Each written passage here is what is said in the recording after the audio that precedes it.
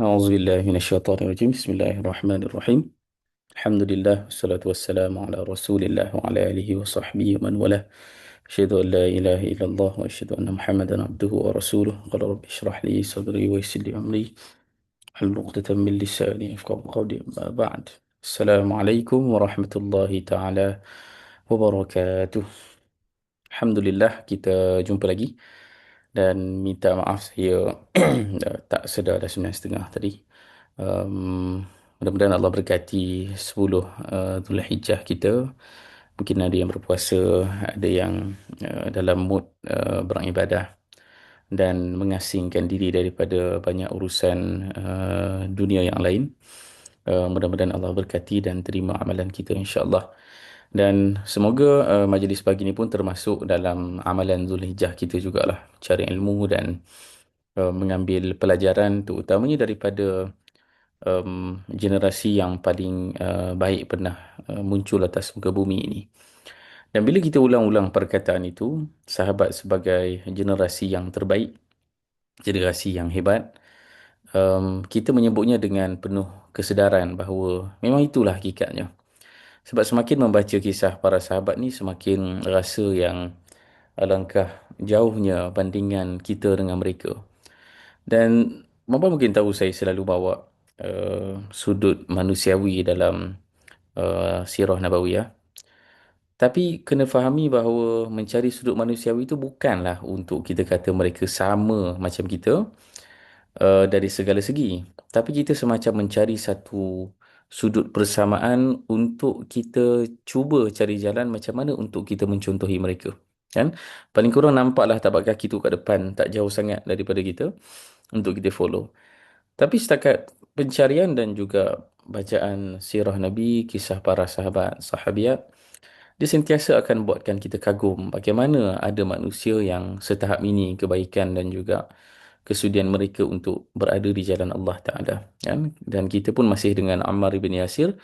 Hari ini saya harap dia menghabiskan kisah Ammar. Ada 2 sesi kita buatlah insyaAllah. Dan hari ini adalah hari yang makin dibaca makin rasa wow, Ammar ni luar biasa lah. Kan? Sebab kita tahu beliau akan keseorangan kan. Bila kita membaca sirah ni, yang paling penting adalah memahami point of view. Point of view sahabat tu ketika dia hidup. Sebab selalu kalau kita baca sirah daripada luar ni, kita main bantai je pelajaran. Dia tak best. Dia macam umum sangat. Maka untuk menikmati kisah mana-mana sahabat pun, cuba kita letak diri kita dalam point of view sahabat tersebut. Ya, saya cuba faham seorang Ammar yang baru saja mak ayah dia meninggalkan dia kerana diseksa sampai mati. Dan Ammar akan hidup sendirian kan? Ammar akan hidup sendirian sebatang kara, tidak ada pelindung. Kemudian akan bersama dengan generasi sahabat yang lain lah bila mereka berhijrah. Maka kita boleh faham yang orang begini dia mesti ada banyak story. Dia mesti ada banyak cerita nak ceritakan. Tapi saya jumpa satu keratan tu, sahabat bila memberikan description kepada siapakah Ammar, orangnya dikenali sebagai Tawilus Sumut. Iaitu dia ni Tawilus Samt, itu sebutannya, Tawilus Samt. Iaitu orangnya sangat pendiam. Ya, sangat pendiam. Dan sebagai orang yang selalu update status kat media sosial, update story dan itu dan ini, kita tahu kita buat itu dalam keadaan yang sangat malu sebab tak segan ke, tak malu ke dengan orang-orang lain yang lebih layak lagi nak cerita pasal kehidupan. Dan hari ini di media sosial, orang suka upload tentang kesusahan diri, kecabaran yang dia hadapi setiap hari, which is ada kebaikan dan keburukannya. Tetapi satu sudut yang kita nak tertanya-tanya tu adalah um, barangkali kita um, bukanlah berada di tahap yang perlu berkongsi. Barangkali kita bukanlah orang yang sebenarnya benar-benar nak kongsi sangat, kan? Apakah ia semata-mata untuk dapatkan attention, perhatian orang? Kerana orang macam Ammar ni, dia ada banyak sebab untuk dapat perhatian. Ada banyak cerita yang dia boleh sampaikan kepada orang lain. Tapi sangat sedikit riwayat yang kita tahu tentang dia. Kan? Alangkah malunya lah menjadi content creator ni. Saya harap saya tak banyak sangatlah cerita peribadi. Harap kita ceritakan tentang generasi yang terbaik Islam ada ni. Kerana mereka lah yang sepatutnya kita viralkan. Kita jadikan inspirasi untuk semua. Okay. Dengan itu kita mulakan kisah Ammar ibn Yasir. Sambungan daripada yang lepas. Mungkin saya nak petik ayat Quran dulu. Daripada surah Zumar ayat ke-9 ini. yang ada sebahagian tafsiran daripada para tabi'in. Saya tak ingat siapa exactly yang menyebutnya, tapi ayat daripada surah Zumar yang menceritakan semacam satu gambaran huwa qanitun ana al-laili sajidan wa qa'imah, dan menceritakan tentang seorang yang tekun beribadah, hidupkan malam, sujud, bangkit, ingatkan diri tentang hari akhirat dan juga mengharap kasih Allah Taala. Dan Allah bertanya, hal yastawi alladhina ya'lamuna wal ladhina la ya'lamun? Sama ke orang yang mengetahui dan orang yang tidak mengetahui? Kan? Dan ayat ni ayat yang sangat besarlah, maknanya kerana Allah sedang membezakan antara dua jenis manusia. Orang yang benar-benar tulus dengan orang yang mungkin sewaktu siangnya ni. Kenapa ayat ni cerita pasal ibadah pada waktu malam? Kerana waktu siang mungkin orang nampak sama je. Mungkin nampak waktu siang ni saya lah yang duduk atas pentas. Mungkin nampak waktu siang ada orang tertentu yang update status, yang post di media sosial, yang buat macam-macam waktu siang ni. Okay. Mungkin waktu siang kita nampak ada orang ni beramal soleh, orang ni tidak beramal soleh, orang ni biasa saja. Tapi pada waktu malam yang tidak ada perhatian manusia itulah Allah akan nampak, Allah nampak dan para malaikat mencatatnya siapa yang benar-benar yang akan bangkit, yang betul-betul beramal pada waktu tidak ada suluhan perhatian manusia tu. Di situlah yang akan membezakan antara kita dengan orang lain. Saya sebut ni dalam keadaan malu juga sebab saya tahu saya bukan kategori yang itu, dan kita sama-samalah cuba untuk apa ya, seimbangkan kehidupan yang exposed keluar orang nampak ni dengan kehidupan personal kita, terutamanya bila malam hari, bila kita bersendirian dan tidak ada perhatian kecuali daripada Allah Ta'ala, kan? Dan ayat ni dalam tafsiran ada yang mengatakan ini merujuk kepada Ammar bin Yasir, merujuk kepada Ammar bin Yasir. Dan of course ini adalah luar biasa lah, sebab adalah Ammar tu waktu siang luar biasa, waktu siang penuh dengan pengorbanan, perjuangan. Dan waktu malam pun Ammar tidak mendabik dada. Ammar tidak semata-mata dia rasa dia confirm dapat jaminan syurga dan sebagainya, lalu dia meninggalkan waktu malam hari ini. Tapi Ammar, Masya Allah, dikenali dengan itu, dikenali dengan orang yang selalu bangun malam, kan? Sehingga dirujuk kisah Ammar di dalam Al-Quran untuk membezakan antara Ammar dengan orang yang berbeza dia, kan? Sebab barangkali ada orang-orang yang pada waktu siang tu nampak megah, kan? Tapi pada malam hari dia tidak pun merayu kepada Allah Ta'ala, tidak bersujud kepada Allah Ta'ala. Inilah antara uh, saya yakin sudut yang kita boleh cari semula dalam diri kita. Mungkin ada satu masa dulu kita rasa yang kita mengharap sangat Allah Ta'ala bantu kita, hapuskan dosa kita, masukkan kita ke syurga. Tapi sampai satu tahap, bila kita sudah sampai umur tertentu, sampai di tahap kehidupan yang tertentu, barangkali kita dah mula mencairkan, mencair hubungan dengan Allah Ta'ala, sehingga kita tak rasa Allah Ta'ala ada kaitan lagi dengan hidup kita secara real, kan? Mungkin masih baca Al-Quran, mungkin masih solat, tapi apakah kita tahu yang Allah Ta'ala menguasai apa saja yang akan menentukan nanti pada hari akhirat kita, kan? Okay? Itu kisah Ammar yang pertama. Kemudian Ammar akan berhijrah. Saya ada cerita sikit. Ammar adalah sahibu hijratain, peserta dua hijrah. Hijrah pertama ke Habasyah pun Ammar join. Hijrah kedua ke Madinah pun Ammar join. Cuma hijrah pertama ke Habasyah ni, Ammar tim yang mana? Ammar tim yang menyertai yang hijrah Habasyah pertama. Kemudian Ammar patah balik. Kemudian hijrah Habasyah kedua tu dikatakan Ammar tak join. Kalau siapa yang tak tahu cerita hijrah ni, dia ada berapa kali hijrah. Umumnya dua lah, hijrah ke Habasyah, hijrah ke Madinah. Tapi hijrah ke Habasyah itu sendiri ada dua kali. Sebab yang pertama pergi, lepas tu patah balik, kan, dengan cerita orang Mekah peluk Islam semua tu. Maka dia patah balik. Lepas tu hijrah kedua ke Habasyah pula. Habasyah tu sendiri ada dua kali hijrah. Dikatakan Ammar bila patah balik ke Mekah tu, Ammar tak pulang semula ke Habasyah. Dan Ammar akan menyertai Nabi Sallallahu Alaihi Wasallam dalam hijrah ke Madinatul Munawwarah. Okay. Dan menyebut tentang hijrah yang kedua ni, terutamanya hijrah ke Madinah lah, kan. Kita kenal nama Mus'ab bin Umair. Di hadis ini akan mempersembahkan kepada kita senarai muslimin yang terawal tiba. Sebab senarai yang pertama hijrah, dia terhad sikit. Kita tahu kisah Ummi Salamah, Abu Salamah, kisah Suhaib Ar-Rumi, kisah Hisham, kisah Umar bin Al-Khattab. Itu antara kisah yang kita tahu hijrah terawal ke Madinah. Tapi siapa sampai dulu? Ha. Sebab siapa sampai dulu tu menentukan sebenarnya siapa yang gerak dulu lah, kan? Sebab boleh jadi kisah-kisah yang terawal hijrah ni, dia adalah beberapa baki cerita yang kita tahu, kan? Tapi bila ditanyakan kepada orang Ansar, awwalu man qadima, alaina min ashabin Nabi sallallahu alaihi wasallam, orang yang terawal dalam kalangan sahabat Nabi sallallahu alaihi wasallam yang sampai kepada kami adalah Mus'ab bin Umair. Sekolah selepas perjanjian Aqabah pertama, Mus'ab dihantar ke sana kan. Wa ibn Ummi Maktum, Abdullah ibn Ummi Maktum yang buta itu, kerana Ummi Maktum ni terkenal dengan Al-Qurannya. Maka dua orang tu mengajarkan kepada kami Al-Quran. Ya, yuqri'anina Al-Quran. Kedua-duanya mengajar kepada kami Al-Quran. Summa ja'a Ammar wa Bilal wa Sa'ad. Ha. Kemudian datanglah selepas dua orang ni Ammar, Bilal dan Sa'ad ibn Abi Waqqas.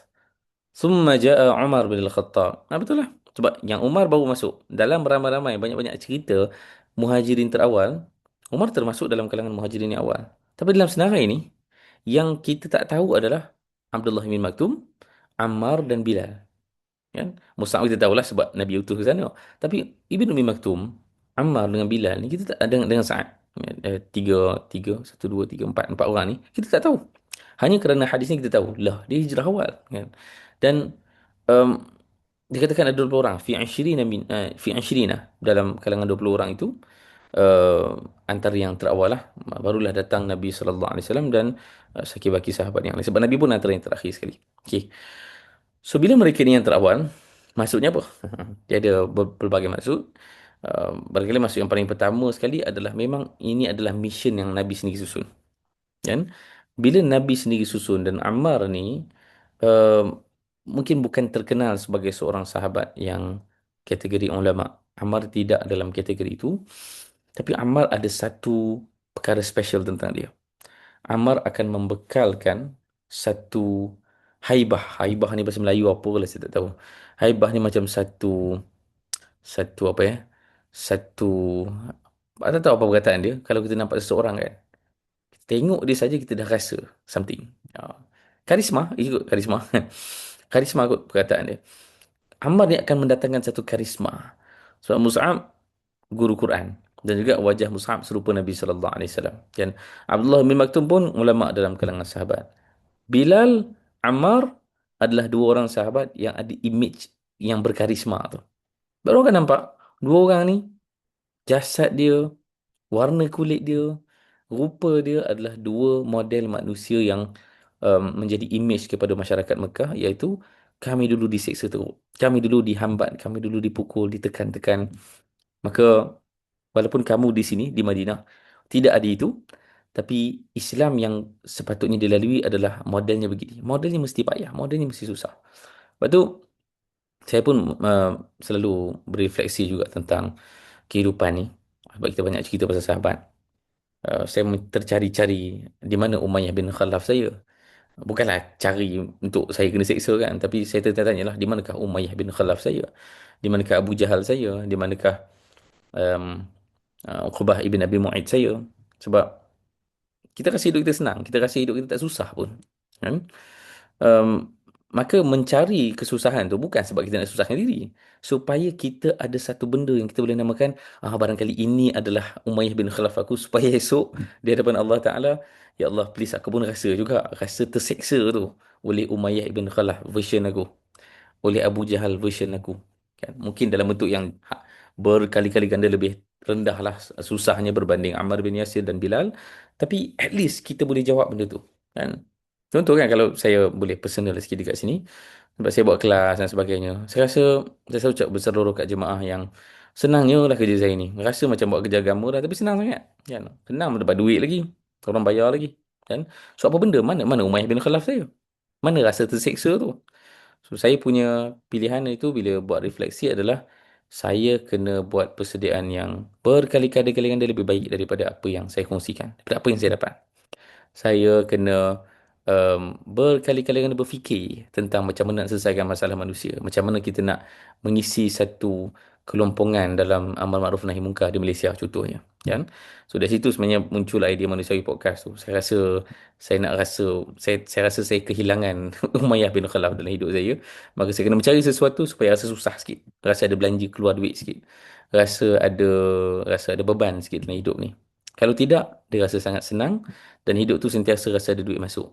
Dan dia rasa takut. Dia rasa takut tak boleh jawab esok di hadapan Allah Ta'ala kamu rasa apa? Kamu terseksa macam mana? Kan? Bukan cari pasal. Bukan kita pergi jumpa mana-mana orang jahat suruh pukul kita pun.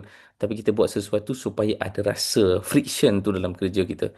Kalau tidak, dia takut nak jumpa dengan Allah Ta'ala esok dan kita tertanya-tanya, ya betul juga kan, apa benda yang susahnya melakukan amal pada zaman kita kan, melakukan amar makruf nahi munkar ni apa susahnya kan, maka carilah, fikirlah masing-masing. Boleh jawab berbeza-beza, tak semestinya sama antara satu sama lain. Tapi figure Ammar, figure Bilal ni dia akan remind kita tentang benda tu lah kan, yang hidup ni dia tak boleh selesa sangat nanti tak tahu nak jawab apa di hadapan Allah Ta'ala. Kemudian itulah pelajarannya, mereka tiba awal sebagai satu imej kepada para Ansar. Dan orang-orang Ansar, ya, mereka tidak akan diseksa macam orang Mekah, tapi akan ada banyak ujian-ujian. Umayyah bin Khalaf dalam bentuk berbeza, apa, Abu Jahal dalam bentuk yang berbeza lah, yang akan tiba di hadapan mereka dengan dilema-dilema baru yang berbeza jugalah kan. Dan itu cukup untuk memberikan kepada mereka gelaran As-Sabiqunal Awwaluna minal Muhajirina wal Ansar kan. Mereka pun dapat gelaran tersebut. Okey, lagi. Dan ada beberapa cerita. Best cerita-cerita begini sebab dia dia berselerak sebenarnya, tapi uh, dia akan ada je anekdot yang penting tentang Ammar kan. Um, ada dalam hadis Bukhari ni yang menceritakan ketika nak bina masjid. Ini khilaf sikit sama ada bina Masjid Quba ataupun Masjid Nabi sallallahu alaihi wasallam. Barangkali Masjid Nabi lebih tepat. Sebab Masjid Quba tu dia sekadar susunan bata je, dia bukanlah masjid besar macam tu. Kalau Masjid Nabi sallallahu alaihi wasallam dia memang kerja yang gotong royong sikit lah. Maka ketika mm, nak bina Masjid Nabi sallallahu alaihi wasallam, um, sahabat cerita kami ambil satu batu je. Satu bata lah untuk bina. Ammar dia bawa dua kan. Dan kemudian dilihatlah Ammar bin Yasir ni bila dia bawa banyak sangat tu lah mukanya penuh dengan debu lah, dah jasad dia kan. Dia diseliputi debu. Dan Nabi sallallahu alaihi wasallam sebut, waiha Ammar, taqtuluhu al-fi'atul baghiyah. Hmm. Dan yad'uuhum ila al-jannah wa yad'uunahu ila an-nar. Wa yaqulu Ammar, a'udzu billahi minal fitan. Okey. Bila Nabi lihat itu, Nabi sebut kepada Ammar, sama ada ni figure of words dalam bahasa Arab yang kena cari perkataan Melayu apa yang paling sesuai untuk terjemahkan. Nabi semacam berseluruh, tapi seluruhan Nabi sallallahu alaihi wasallam penuh dengan tertib lah. Dia bukanlah seluruh macam kita. Tapi Nabi sebut kepada Ammar yang penuh dengan debu. Barangkali bayangan bahawa kesiannya Ammar ni kan adalah kena seksa dulu, lepas tu bila bawa batu berdebu badan kan. Dan Nabi sebut, wahai Ammar, esok, maksudnya segala kepayahan yang kamu dapat ni dalam kurungan dia adalah segala kesusahan ni tak akan membunuh kamu. Tapi taqtuluhul fi'atul baghiyah. Dia tu nanti akan dibunuh oleh satu kumpulan jahat. Fi'atul baghiyah dia satu pengkhususan kepada kumpulan yang dia bukan kafir kumpulan ni. Dia kumpulan Muslim tapi dia baghiyah. Baghiyah burah merujuk kepada kumpulan Muslim yang memberontak. Kan? Maka yang akan bunuh Ammar adalah satu kumpulan pemberontak. Bukan kafir. Dia adalah daripada kita sekali. Daripada kita sendiri dan mereka memberontak. Dia mengajak, Ammar mengajak mereka kepada syurga, tapi mereka mengajak Ammar ke arah neraka. Kan?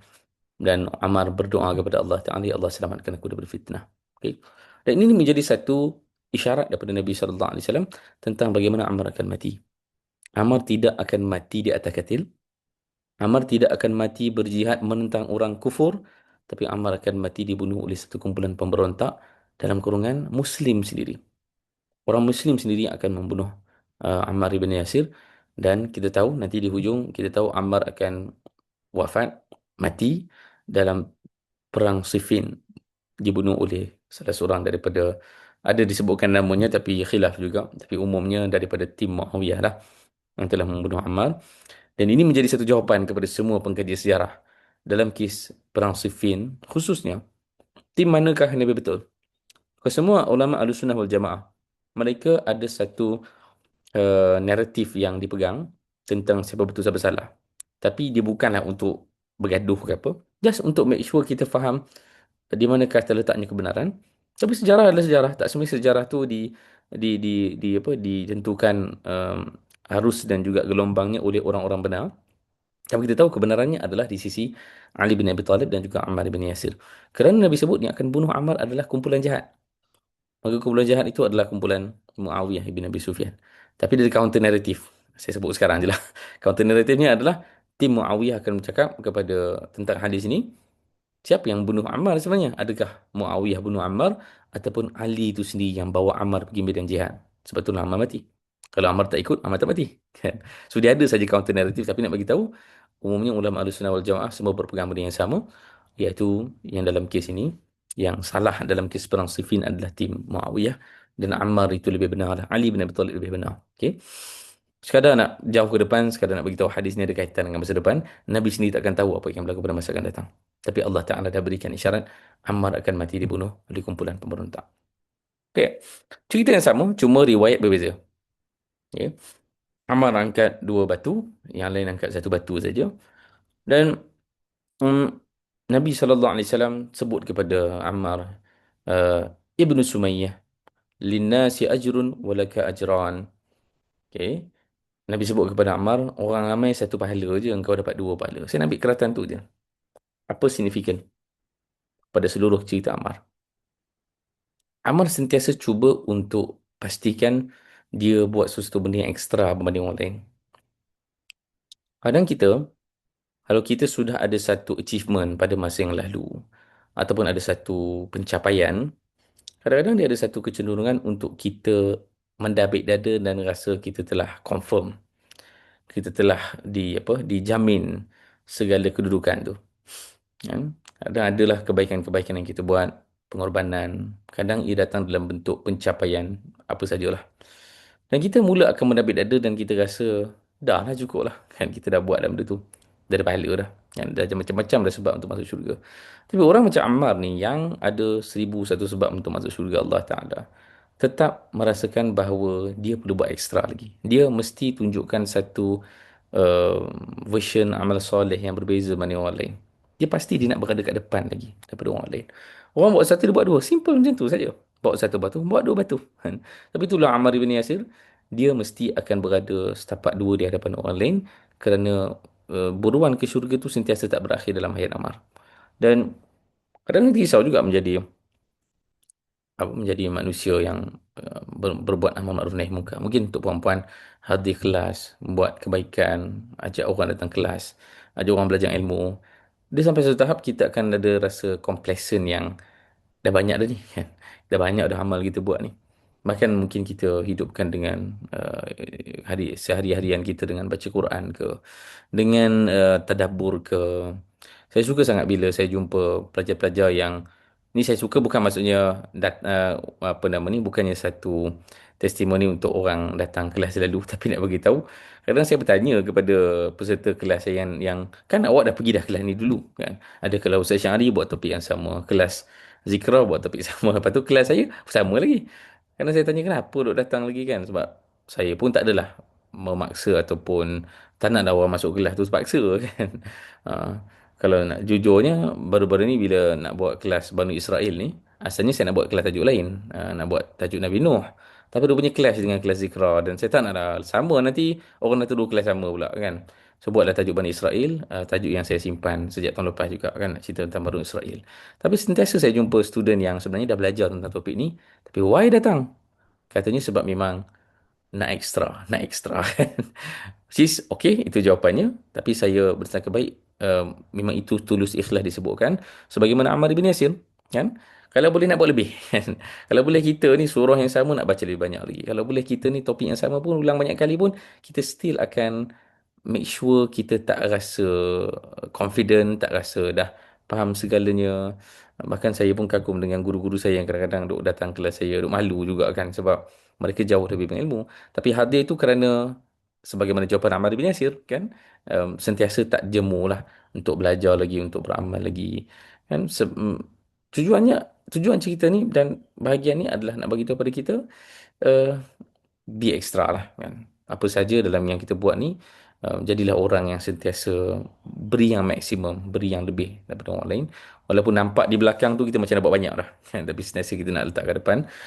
Sebab itulah Ammar, dan itulah kita juga. Kita kalau nak contoh yang Ammar, buat satu perkara yang lebih. Um, itu tentang Ammar, pembina masjid dengan Ammar. Ada lagi beberapa anekdot yang lain yang kadang-kadang kelakar, kadang-kadang Masya Allah. Tapi ini menunjukkan Ammar siapa. Sebab itu tadi, kita kata tadi Ammar dia akan buat lebih, kan? At least lah kalau benda tu salah ataupun tak betul pun, at least dah try buat lebih, kan? Antaranya cerita ni. Cerita ni popular dalam kitab fiqh. Cerita pensyariatan tayamum untuk mandi junub. Okay? Ada dua version. Salah satu versionnya adalah antara Umar dengan Ammar. Ada seorang lelaki datang bertemu dengan Umar bin Al-Khattab. Dan lelaki itu bertanya kepada Umar bin Al-Khattab, aku berhadas besar yang perlu mandi junub lah. Kan? Dan aku tak cukup air. Yalah, nak kena mandi wajib kan. Ambil air wuduk pun tak cukup. Syariat tayamum wuduk dah ada. Tapi syariat tayamum untuk mandi wajib belum ada lagi masa ni. Dan ini adalah ceritanya lah. Dan lelaki tu betul berkata pada Umar, aku perlu mandi junub. Dan macam mana ni? Tak ada apa? Tak ada air. Dan Ammar bin Yasir beritahu kepada Umar Al-Khattab. Umar ingat tak dulu? Dia macam throwback kan. Maksudnya ketika lelaki ni tanya, jawapan dah ada lah. Umar dah boleh jawab dah. Itu tayamum lah. Tapi Ammar cerita kepada Umar, ingat tak dulu? Kan? Waktu tu kita pergi musafir. Aku dengan kau. Kan? Dan kau dan aku dua-dua tak solat. Kan? Sebab dalam kurungan, dua-dua perlu mandi junub. Kan? Engkau tak solat. Falam tu sali. Engkau tak solat sebab engkau dalam keadaan hadas. Maka Umar punya ijtihad adalah tangguhkan solat sehinggalah boleh angkat hadas tu. Wa amma ana fatama'aktu fasallaitu. Apa Ammar buat? Aku pula berguling satu badan dekat atas debu tu sampai satu badan kena debu. Fasallaitu dan aku solat. Dan kemudian aku ceritalah pada Nabi sallallahu alaihi wasallam dan Nabi bagi tahu kepada kita kan, innama kana yakfika hakadha fadaraba an-nabiy sallallahu alaihi wasallam bikaffaihi al-ard wa nafakha fihima thumma masaha bihima wajhahu wa kaffaihi. Lalu Nabi SAW tunjukkan sebenarnya cukup je macam ni. Kalau perlu hada besar dekat tempat yang tak ada air, cukup je dengan tepuk debu, dan Nabi tunjukkan bagaimana apa debu tu di tangan disapukan di wajah dan kedua pergelangan tangan kan untuk tayamum. So untuk wuduk, untuk ganti wuduk dan ganti mandi wajib, dia cukup dengan tayamum yang standard tu je. Tak ada version lain. Tapi kenapa Ammar buat macam tu? Sebab ceritanya kelakar lah kan. Umar punya ijtihad adalah, tak apalah kita tak tahu nak buat apa ni. Sebab mungkin first time berlaku ke apa. Dan bila nak solat, Umar tangguhkan solat sebab dia dalam keadaan hadas. Hadas besar. Dan tak boleh nak, yelah, technically dalam syariat kita, dia ada ritual khusus untuk hadas besar. Kan? Iaitu mandi wajib lah.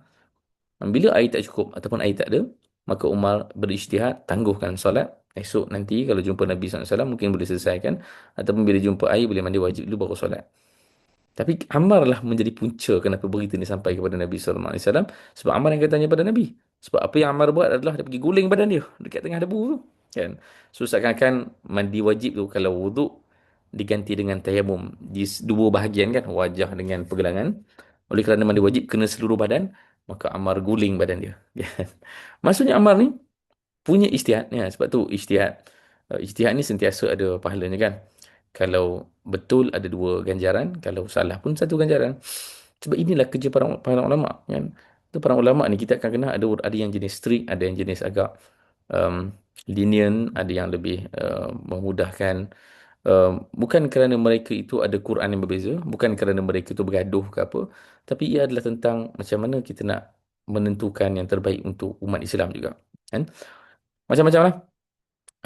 Ada beberapa ulama yang dikenali sebagai ulama yang tinggi ihtiyatnya. Ihtiyat ni maksudnya tinggi sangat tahap berjaga-jaganya. Sebagai pandangan ulama macam tentang haramnya, macam Yusuf Al-Qaradawi membezakan antara mendengar lagu dengan terdengar lagu. Kan? Membezakan antara dua keadaan tu. Ada ulama yang sangat strict mengharamkan terus lagu contohnya, muzik. Kan? Sama juga dengan isu-isu yang berlaku depan mata kita sekarang. Dr. Yusuf Al-Qaradawi adalah kategori ulama yang selalu letak dawabit. Kan? Kita akan jumpa version-version yang keras. Tapi saya selalu kita sama-sama kena belajar lah bahawa ulama-ulama yang keras ni, yang syadid ni, dia bukanlah syadid. Tapi dia tahu ada beberapa garisan yang umat ini kalau dah seberang, dia tak boleh berbalik dah. Kadang saya macam nak cakap yang maybe dari sudut hukum al-luhu. Terus kalau kedua ada satu buku tentang fiqh al-luhu kan, fiqh hiburan.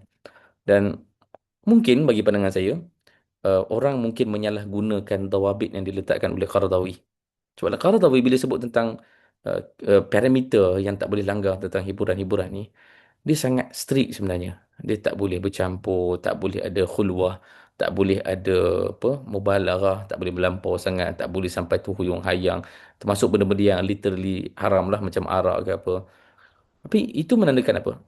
Itu menandakan itu Al-Qadawi sedar garisan tu garisan yang sangat bahaya untuk langgar. So, kerana hari ini realitinya orang suka berhibur, silakan tapi garisannya ada. Ulama yang syadid, no, tak boleh terus. Tak boleh terus. Apa hukum masuk wayang? Tak ada masalah. Sebab apa benda je wayang tu kan? Mana ada benda pun. Saya pernah masuk wayang 2 kali. Tapi kat wayang tu saya dengan wife saya 2 kali. Tak ada orang tengok apa tu. Sebab masa tu fikir mana yang lebih haram. Ni pun satu isu juga. Mana yang lebih haram? Tengok movie yang pirate ataupun pergi wayang. So, tengok movie pirate lebih haram lah. Sebab tengok wayang, haramnya bukan li dhatihi, li ghairihi. Maksudnya keharaman tengok wayang tu bukan sebab wayang tu haram kan. Tapi kerana nanti bermaksiat lah, bercampur lah apa. Dia benda yang luar, bukannya benda yang li dhatihi. Maka saya masa duduk bincang dengan wife, jomlah tak pernah tengok wayang. Ada benda kat wayang ni kan. Saya ada 2 kali dalam hidup pernah pergi wayang. Pertama kali tengok cerita Pulang. Tahu tahu cerita best kat cerita tu. Kabir Batia pengarah dia Pulang tajuk cerita dia. Saya sangat suka cerita tu walaupun wife saya tidur di tengah perjalanan, tapi tengok berdua je kan, tak ada orang lain, punyalah menakutkan, nasib baik bukan cerita yang tu. Tapi ya, saya bila masuk wayang saya tahu yang oh memang wayang ni tak haram. Tapi bila bercampur ramai, bila ada orang-orang jahat dalam tu, bila ada hiburan, bila tengok movie yang tak merapu tu, memang possible lah berlaku kejahatan. Maka Dr. Yusuf Al-Qaradawi letakkan dawabit, parameter dia supaya orang tak langgar. Dan sangkaan saya barangkali orang mula gunakan kitab Fiqh Al-Luhu tu secara ekstensif sehingga sekarang ni banyak sangat garisan orang benarkan.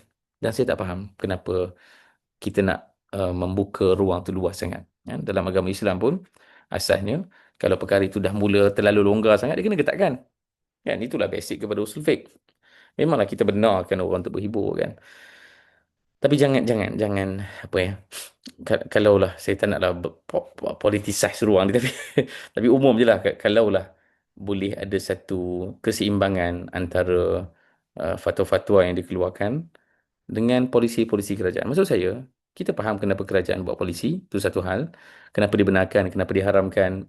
Mereka ada pertimbangan berbeza sebab peringkat negara, dia punya ekosistemnya berbeza. Tapi para asatizah, para mufti, umumnya lah, saya nak sebut secara umum, saya rasa dia perlu menjadi third force lah. Kan? Benda yang hitam putih je kan. Tak perlu nak bersiasah lah dalam benda yang hitam putih. Sebab saya rasa ada beberapa kejadian akhir-akhir ni, saya rasa dia agak agak merisaukan kalau uh, baik para asatizah, para mufti, para ahli yang bertanggungjawab tak begitu keras dalam mengatakan hitam putih, maka dia seakan dia punya third force tu tak ada. Kan? Seakan positioning tu hanya serah kepada ulil amri saja. Sebab sepanjang sejarah, para ulama Islam, dia mana ada jawatan mufti rasmi. Dalam ni lah Khulafaur Rasyidin tidak ada mufti rasmi. Mufti rasmi ni start zaman bila? Saya rasa start era Abbasiyah baru start ada mufti rasmi kerajaan. Okay. Sebelum tu tak ada. Sebelum tu segala orang yang memberikan ijtihad pandangan fatwa ni dia adalah mana-mana orang. Semua orang boleh berikan fatwa. Maka mereka sentiasa menjadi third party yang akan bukan advice kerajaan tapi akan mengkritik, yang akan berikan pandangan. Saya rasa dia kena bersikap macam tu kan. Macam Ammar punya kes ni, Ammar ni strict apa nama ni? Ammar ni dia risau takkan nak tangguh solat. Solat kan wajib. Maka apa kita buat? Okey, kita try. Ijtihad kita adalah tak apa. Tayamum lah dengan sapu debu satu badan. Asalkan kita solat kan. Umar punya style pula yang mungkin lebih lenient. Umar kata, tak apa kita tangguhkan solat. Tak solat sekarang, kita akan solat nanti. Tangguh, bukannya tak nak solat. Cuma pada masanya, pada waktu yang sesuai, kita solat. At least dua-dua masih selamat dalam kerangka tersebut. Tapi benda yang hitam putih, kena hitam putih lah. Kan? Kena berkeras. Dan itulah Ammar ibn Yasir. Dan of course Umar Al-Khattab pun memang seorang yang agak tegas juga. Cuma ijtihad Umar tu lebih kreatif berbanding Ammar ibn Yasir. Sebab umum je lah. Dia adalah benda yang pelik lah. Tengok orang berguling guling kat bawah kan. Tapi Masya Allah Ammar nak kena buat 2 step ke depan kan. Banding orang lain. Ammar tak mau bagi diskaun. Okay. Next. Habis dah zaman Nabi SAW. Nabi telah wafat. Dan sekarang tiba zaman Abu Bakar As-Siddiq. Dan kita boleh bayangkan suasana yang berbeza. Dikatakan Ammar ibn Yasir, masa inilah suara Ammar hilang. Suara Ammar hilang tu maksudnya Ammar sudah tidak ada sangat di pentas. Yang banyak di pentas adalah sahabat-sahabat yang lain. Kan? Ya, sebagian orang yang mungkin keakrabannya dengan Nabi SAW itu luar biasa, sangat personal. Bila Nabi dia tak ada, dia semacam boleh ditimbulkan satu soalan, apa lagi yang kita nak buat lepas Nabi tak ada. Kan? Sebagaimana orang jahiliah dulu sebut kan, la khaira fina ba'dahum. Siapa sebut kataan ni lupa dah saya. Umair bin Wahab dengan Safwan ibn Umayyah ketika selepas perang Badar kan, bila ayah-ayah mereka mati semua, kan mereka kata la khaira fina ba'dahum. Apa lagi faedah kita hidup selepas mereka tak ada, kan? Tak bayangkan mereka, para sahabat punya pressure bila Nabi sallallahu alaihi wasallam wafat, mereka masing-masing bertanyakan apa lagi makna kehidupan ni tanpa Nabi sallallahu alaihi wasallam, kan? Tapi itu sekadar rintihan, bukan makna mereka nak matilah, tapi itu sekadar rintihan. Dan kita faham kenapa Ammar bin Yasir menjadi seorang yang pendiam dan tersembunyi sikit kisah beliau setelah kewafatan Nabi sallallahu alaihi wasallam. Okey. Tapi tetap ada ceritanya. Antaranya adalah perang Yamamah. Perang Yamamah memunculkan sebelum nama Ammar bin Yasir. Beliau bukan orang paling depan. Dalam perang Yamamah ni orang yang paling depan sekali adalah siapa nama tu? Khalid bin Al-Walid, Al-Bara ibn Malik, siapa lagi namanya? Wahsy bin Harb. Itu antara nama jago-jago besar perang Yamamah. Bukan Ammar. Ammar bukan orang paling depan.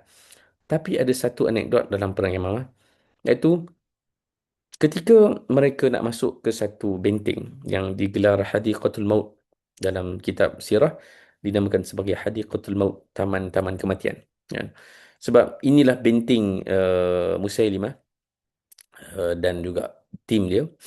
Ketika mereka nak masuk ke situ, macam-macam lah. Boleh bayangkan anak panahnya, serang balas dan sebagainya. Menyebabkan para muslimin pun cedera di luar, tapi mereka tak boleh serang balik. Sebab musuh berselidung di dalam benteng tersebut. Dan masa itulah Ammar ibn Yasir, bila tengok para muslimin dah mula goyah dan sebagainya. Dan Ammar sebut kepada mereka, Ya ma'syarul muslimin, wahai sekalian muslimin, Aminal jannati taftafirun. Adakah kamu lari daripada syurga? Adakah kamu nak lari daripada syurga? Ya. Ana Ammar ibn Yasir, aku adalah Ammar ibn Yasir. Halummu ilayya. Marilah berhimpun bersama denganku. Kan? Dan dalam riwayat tersebut, riwayat ini disebut dalam kitab Siyar Imam Az-Zahabi. Dan diceritakan sahabat ataupun tabi'in yang menyaksikan ucapan Ammar ni, yang merekodkan ucapan ni, dia kata, telinga Ammar tu tergantung sebelah. Cuba visualkan benda tu. Ketika Ammar sebut benda ni, telinga dia kan, saya dah sebut sebelum ni, Ammar sebelah telinga tak ada kan. Kan kiri saya tak tahu benda satu sebab tak disebutkan benda satu. Tapi telinga Ammar tu tergantung. Maksudnya, telinga tu dia tu dah hampir putus sebelah. Kan disebabkan kena tetak dengan kena apa, kena bilah pedang ke apa kan. Dah hampir cabut sebelah. Dan Ammar ucap kalimah ni. Dan dia beza tau kalau saya sebut dengan mana-mana orang yang memang terbukti, yang memang tercontohi, yang nampak depan mata. Kita tahu kisah kehidupan dia. Ammar sebut kalimah ni, kita boleh bayangkan betapa tersentuhnya, betapa hebatnya visual tu, nampak seorang Ammar yang berlarian di medan Yamamah ni, mengejar musuh Allah Ta'ala, Nabi palsu ni, dan dia bertanyakan, kamu nak lari dari syurga buat apa? Kan? Apa nak sebut dia penat kalau mencari contoh. Sebab kita tahu kita tak berada kepayahan sebesar tu. Dan kita tahu sepanjang hidup kita ni ada je benda-benda yang membuatkan kita rasa macam malas. Kan? Kadang-kadang kita buat benda-benda kecil-kecil je. Kita beramal ma'ruf nahi munkar dengan jiran-jiran kita. Beramal ma'ruf nahi munkar dengan orang-orang yang kita kenal. Mendidik anak kita, mendidik pasangan kita.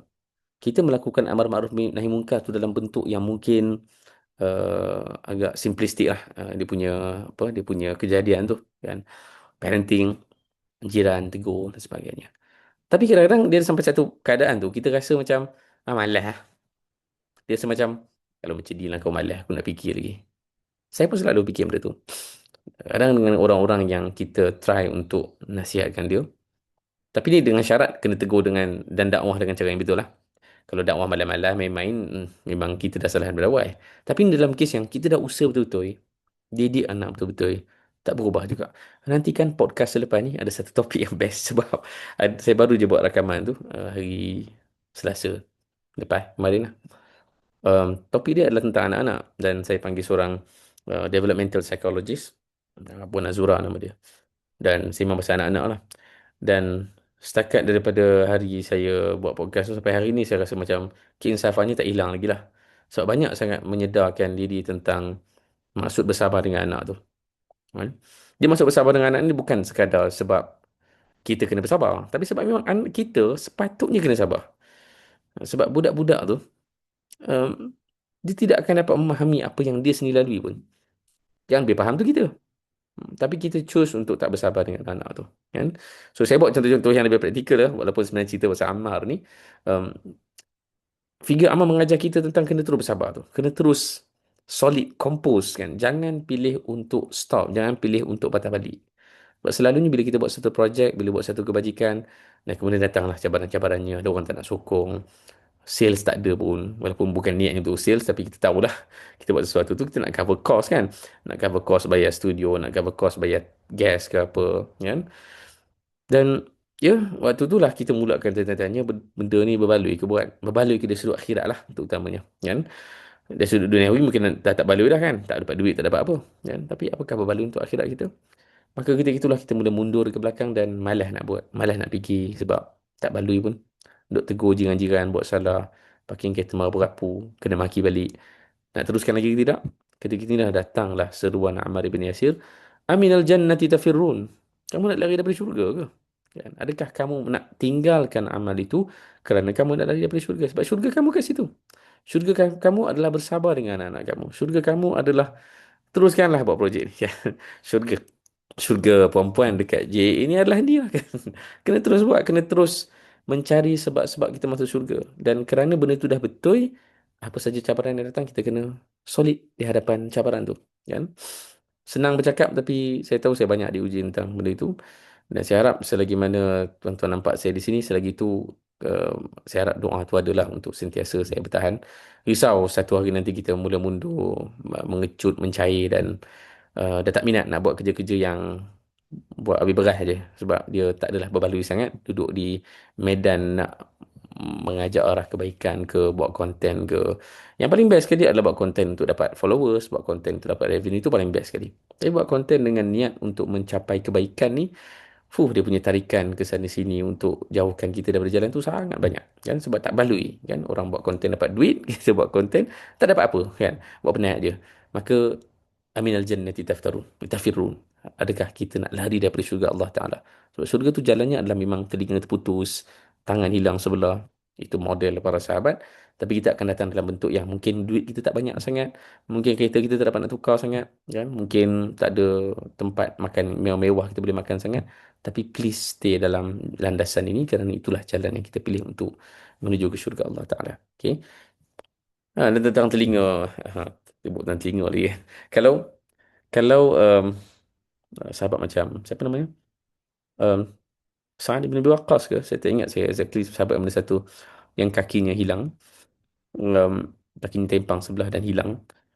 Sahabat tu kata, Nabi cakap pada sahabat tu, kaki kamu kat syurga dah. Ya.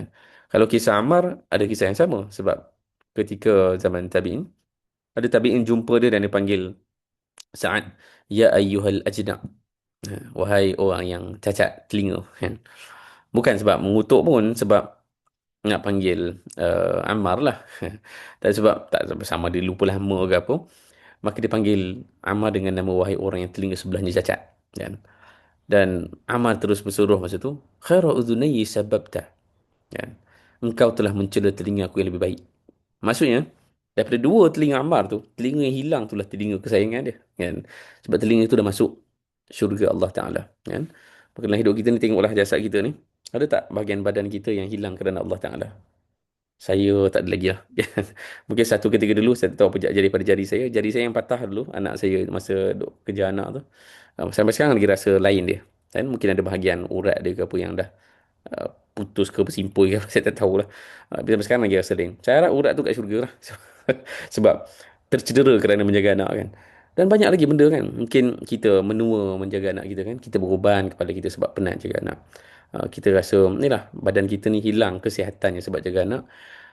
Kena tahu bahawa setiap kehilangan pada kesempurnaan diri kita ni bila dihilang kerana Allah Ta'ala, ia menuju ke syurga Allah Ta'ala. Dia tidak akan pernah sia-sia. Kan? Ramai orang kan, sebab cari nafkah, cari rezeki, dah tak handsome dah wajahnya sebab kena berpanas kan. Kena panas ke sana sini, dah tak handsome, dah rupa dia. Kan? Kulit pun rosak sebab kena matahari panjang hari. Ada orang yang memang sampai cedera, accident kerana mencari nafkah untuk family. Semuanya itu tidak akan pernah sia-sia di jalan Allah Ta'ala. Kita anggap je lah segala handsome kita tu dah pergi ke syurga kan. Saya sekarang suka pakai kopiah banyak sikit sebab rambut dah tak ada.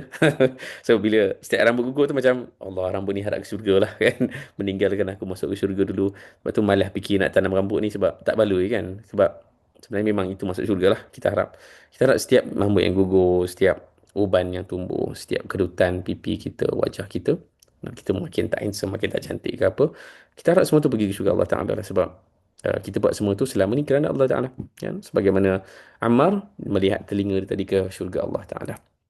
Okay. Setelah itu apa lagi cerita tentang Ammar? Semakin sedikit kisah Ammar kita jumpa. Antara yang meletup tentang Ammar, ni saya ada sebut awal kuliah dulu, awal sesi tentang Ammar.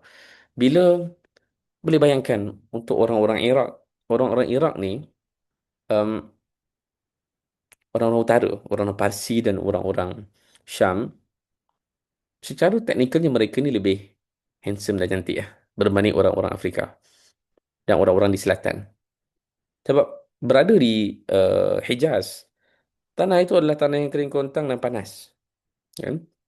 Cuacanya lain. Dan kita boleh meneka yang kulit para sahabat umumnya tidaklah secantik dan semulus kulit-kulit orang yang berada di utara ni. Okay? Sampai hari ni pun, kalau sebut tentang orang-orang Parsi, mereka terkenal dengan wajah yang eksotik lah, kan? Ada di tempat kita ni, kita ni muka macam ni je lah. Tak adalah. Kecuali kalau kita pergi pembedahan plastik ataupun pergi salon tiap minggu, mungkin kita boleh jadi orang yang lain sikit lah, handsome dan cantik lagi. Tapi umumnya kulit kita macam ni je lah, kan? Kita tak adalah boleh handsome sangat. Hidung kita pun macam tu sajalah. Dan orang-orang utara dan selatan tu utamanya terkenal dengan wajah yang eksotik. Dan bayangkan mereka menerima guru dan pemerintah yang tak handsome, yang cacat, yang tak cantik, yang tak nampak gahnya. Kerana Umar Al-Khattab akan mengutuskan dua orang untuk pergi ke Iraq. Iaitu Ammar ibn Yasir sebagai amiran, wa Ibn Mas'ud mualliman, wa waziran. Umar mengutuskan Ammar bin Yasir untuk menjadi amir, untuk menjadi adalah macam menteri atau mungkin benda lah di Iraq. Dan Ibn Mas'ud siapa lagi kalau bukan guru Quran kita semua, sebagai mualliman, sebagai guru dan juga menteri untuk membantu Ammar bin Yasir lah, orang kanan Ammar bin Yasir. Dan Umar sebut, wa innahuma laminan nujaba min ashabi Muhammad sallallahu alaihi wasallam. Mereka ni adalah top sahabat, top sahabat. Umar sebut, kan? Min ahli Badar, mereka ni adalah peserta perang Badar. Fasma'u lahuma. Dengarlah apa yang mereka nak sebut. Taatlah kepada mereka, ikutlah mereka, kan? Dan ini kata-kata yang menyentuh, kan? Qad athartukum bi ibn ummi abdin ala nafsi, ataupun dalam doa lain sebut athartukum bihima ala nafsi. Maksudnya apa? Umar sebenarnya tak nak mereka pergi. Sebab Umar nak dua orang ni. Umar nak dua orang ni duduk di sebelah Umar di Madinah lah. Sebab Umar ni dia ada satu love hate situasi yang dia kena lalui sepanjang hayat dia, iaitu bila wilayah Islam besar, bila jihad berlaku, Umar pun tahu risikonya adalah nanti siapa nak pergi jaga sana tu. Takkan nanti orang kat sana untuk jaga agama dekat sana, kan? Maka Umar tahu dia akan meninggalkan sahabat-sahabat baik dia ni untuk tinggal kat sana.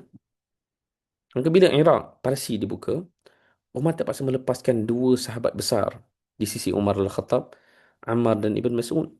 Dua-dua ada momen dengan Umar Al-Khattab. Dua-dua ada banyak cerita dalam kehidupan Umar Al-Khattab. Bahkan dua-dua pun peluk Islam lebih awal daripada Umar Al-Khattab. Macam mana Umar tak tersentuh nak lepaskan dua-dua dia pergi ke Iraq, ke Parsi? Maka Umar sebut, athartukum bihima ala nafsi. Aku kalau boleh aku nak dia orang sebelah aku, tapi kerana apa nama ni? Asar ni maksud daripada perkataan apa? Isar. Isar maksudnya apa? Kita lebihkan orang lain walaupun kita perlukan dia, walaupun kita perlukan harta tu, kita isar, kita beri pada orang lain juga. Maka Umar tahu, Umar nak sangat dia orang ni duduk di sisi Umar. Umar nak mereka. Tapi kerana Umar isar, Umar nak berikan mereka kepada Iraq, supaya orang Iraq dapat guru terbaik, dapat pemimpin terbaik. Maka Umar memberikan Ammar dan juga Ibn Mas'ud kepada mereka. Kan? Bayangkan dua orang ni, Ibn Mas'ud adalah orang yang timpang. Kan? Kaki dia kecil kan. Sahabat pun tergelak tengok kaki dia. Ammar ibn Yasir. Kan? Ammar ibn Yasir dengan segala kecacatannya. Dia telinga sebelah tak ada. Dan Umar telah menyerahkan kedua-dua insan yang secara visualnya, optiknya tak nampak cantik. Tapi mereka adalah orang yang paling tepat lah untuk mengajar orang jauh. Yang bayangkan, ada kelas pengajian daripada, dikatakan Ibn Mas'ud ni, kelas pengajian ni hari Khamis. Saya pernah cerita sebelum ni, saya ingat saya, tak tahu di sini atau kat mana. Memang ada riwayat ceritakan Ibn Mas'ud, ini dalam kelas Rasul Mu'alim, saya ada riwayat cerita ni. Ibn Mas'ud cerita, kelas dia setiap hari Khamis. Dan ada request daripada para tabi'in, barangkali dekat Iraq ni lah. Request untuk kelas dia buat tiap hari. Kenapa tak buat kelas tiap hari? Dan Ibn Mas'ud sebut, dia tak nak orang boring. Zaman Nabi dulu kami belajar sehari, lepas tu kami rehat sehari. Kami tak belajar, sentiasa belajar je. Dan aku tak nak kamu boring. Nabi sebut pada kami yang Nabi tak nak kami boring belajar ilmu. Sebab tu kelas Ibn Mas'ud adalah hari Khamis. Tapi kan, kelas Ibn Mas'ud hari Khamis. Hari Jumaat ada solat Jumaat. Dan hari Jumaat tu diriwayatkan dalam kitab Siyar juga. Yang akan baca khutbah, yang akan pimpin solat adalah Ammar bin Yasir. Kan, tak terbayangkan kalau kita solat Jumaat, kalau kita beribadah, yang di depan kita tu adalah Ammar bin Yasir kan. Ini adalah everything lah. Saya tak ada impian yang, ada banyak lagi impian besar, tapi dapat impian kecil ni pun jadilah kan. Dapat peluang jumpa Ammar, solat belakang Ammar, sama-sama tadah tangan dengan Ammar bin Yasir, pun dah luar biasa dah. Kita bayangkan itu adalah imam kita, itu adalah khalifah kita, itu adalah wakil kepada khalifah yang diberi kepada masyarakat Iraq untuk baca khutbah dan untuk pimpin solat setiap minggu bersama dengan kita semua kan. Maka mereka berdua akan berada di sana, terutamanya Ammar ibn Yasir. Kemudian tercetus fitnah. Sebab zaman Umar berakhir sampai zaman Uthman, dan zaman Uthman berakhir dengan satu tragedi pembunuhan khalifah. Dan masa itulah bermulanya era fitnah yang sangat menakutkan. Okay. Dan saya ambil petikan daripada kitab Siyar sebab saya tengok kitab lain tak begitu terperinci. Saya pun tak pasti kenapa. Kitab Siyar pun dia banyak petik daripada Al-Bidayah wan Nihayah. Hmm, kitab-kitab tabaqat yang lain tak terperinci sangat. Maka sebab tu akan perasan saya akan petik pada buku yang sama aja. Di cerita terakhir ni, kerana memang rujukannya kat situ. Ibn Umar, anak kepada Umar Al-Khattab, Abdullah Ibn Umar menceritakan, "Ma a'lamu ahadan kharaja fil fitnah yuridullahu illa ammaran wa ma adri ma sana'." Aku lihat tak ada seorang pun yang keluar menyertai fitnah ini. Maksudnya fitnah yang membawa kepada perang Jamal dan perang Siffin. Tidak ada yang lebih ikhlas kerana Allah Ta'ala berbanding Ammar. Ammar seorang je yang Ibn Umar nampak macam itu. Maksudnya apa? Ibn Umar menyaksikan satu fenomena bahawa kebanyakan orang yang menyertai jihad ni adalah orang yang sentimental, emotional. Kan? Yalah, isunya clear je, iaitu mari bela darah Osman. Sebab Osman dibunuh. Dan sekarang berlakulah beberapa pertelingkahan mempersoalkan kenapa darah Osman tu tak dibela oleh Khalifah Ali. Kan? Kemudian muncullah beberapa grup, baik grup Aisyah ataupun grup Muawiyah bin Abi Sufyan, yang sampai akhirnya meletus dan membunuh ribuan manusia lagi atas satu fitnah, atas satu isu yang sangat clear. Kan? Tapi telah membunuh puluhan ribu nyawa. Dan itu sangat menyedihkan. Dan Ammar dikatakan adalah satu-satunya yang Ibn Umar ni, bila Ibn Umar sebut, itu adalah faktanya lah. Kan? Sebab Ibn Umar memang menyelamatkan diri, dia tak join semua. Ibn Umar mengasingkan diri daripada fitnah ni. Dan kebanyakan sahabat tak join semua terus. Majoriti mereka adalah generasi kedua, generasi ketiga Islam. Kan? Yang mereka ni adalah orang-orang yang tidak secara direct terkesan dengan cerita tu, tapi kerana, yelah, bila suasana panas, kita akan uh, ada kecenderungan untuk memilih pasukan dan tim gitu. Akhirnya mereka join tim tu dan tim ni. Kan? Sejak 2-3 hari ni, dunia bola sepak tengah panas sikit sebab ada yang menjadi tim Arsenal, ada yang jadi tim Liverpool. Macam malam tadi ada game Selangor dengan Buriram pun ada tim JDT, ada tim Selangor FC. Siapa yang minat bola lah, semua tak minat aku. Saya seorang je kot minat. Cuma nak bagi tahunya, saya yang tak semena-menanya bukanlah kita ni pemain bola sepak, berdaftar kelab ke apa. Tapi kita pun akan pilih tim. Kan? Isu-isu politik pun sama. Bila muncul isu politik, tiba-tiba kita nak jadi pilih tim dia pula. Kan? So kita boleh bayangkan suasana panas akan menyebabkan ramai orang ada kecenderungan untuk pilih dia nak tim mana. So tak boleh nak bersangka buruk kepada fitnah ni, kerana itulah realiti fitnah. Dia akan menarik orang macam black hole tu kan, jadi tim dia. Dan Ibn Umar nampak benda tu. Tapi Ibn Umar bagi satu excuse kecuali Ammar je yang dia nampak betul-betul nampak jelas, clear kerana Allah Ta'ala. Bukan kerana sentimen, bukan kerana emosi dia. Tapi Ammar memang ikut ilmu yang dia ada, dia nak kerana Allah Ta'ala. Datanglah satu kat atas yang kecil tu kan. Dia ceritakan tentang Ammar siapa. Qalilul kalam tawilus sukut. Kan? Ammar ni sedikit sangat bercakap, banyak diam, kan? Dan kebanyakan apa yang disebutnya adalah a'idzu birrahman min fitnati, a'idzu birrahman min fitnati, min fitnatin wa fa'uridat lahu fitnatun 'azimatun, kan? Bahkan doa Ammar yang selalu diulang-ulang itu adalah aku mohon perlindungan daripada Allah Taala daripada fitnah yang akan berlaku ni. Dia ulang banyak kali doa tersebut. Lalu fitnah itu datang kepada dia. Dan bila fitnah datang kepada Ammar, Ammar menjadi Ammar lah. Okay. Kita lihat ada satu anekdot yang menarik tentang Ammar. Kenapa Ibn Umar cakap Ammar begitu? Kenapa Ibn Umar cakap Ammar tu seorang yang sangat buat menyertai fitnah tu dengan ikhlas. Tidak ada sentimen, tidak emosional. Ini antaranya. Mana? Oh, saya ni takut tak sempat. Okay, ada dua slide lagi. Ambil ni. Saya jumpa ini dalam kitab siar jugalah. Kan? Alangkah bestnya sebab pertemuan pertama dalam Perang Jamal adalah antara tim Ali dengan tim Aisyah. Kan? Dan kita tahu dia berakhir dengan beberapa kematian sahabat dan beberapa orang lain. Sangat menyedihkan. Tapi ketika ditanyakan, takkan nak berperang dengan Aisyah? Sebab Ammar ni tim Ali. Takkan nak berperang dengan Aisyah? Kan? Tengok jawapan Ammar apa? Inna ummana, yani Aisyah. Ibu kita Aisyah tu, kan? Qad madat li sabiliha. Dia telah memilih jalannya, iaitu dia nak menyertai perang Jamal lah, iaitu dia pihak lawan kan. Dia memang adalah isteri Nabi sallallahu alaihi wasallam di dunia dan akhirat. Kan? Tetapi Allah Taala uji kita dengannya, kan? Untuk untuk Allah mengetahui, okay? Iyyahu nuti' atau iyyaha. Ini kalimah yang penting. Allah datangkan Aisyah, ibunda kita ni, sebagai satu ujian buat kita semua. Apakah kita patuh kepada Allah Ta'ala ataupun kita patuh kepada Aisyah? Wah, jawapan tu sangat ada nilai siasah juga. Tapi kita faham satu benda. Ammar tak pernah menghina sedikit pun taraf keibundaan Aisyah. Kan? Sebab kita tahu dalam version yang lain, Aisyah kena teruk dalam cerita ni. Terutamanya Syiah punya naratif lah. Teruk Aisyah kena.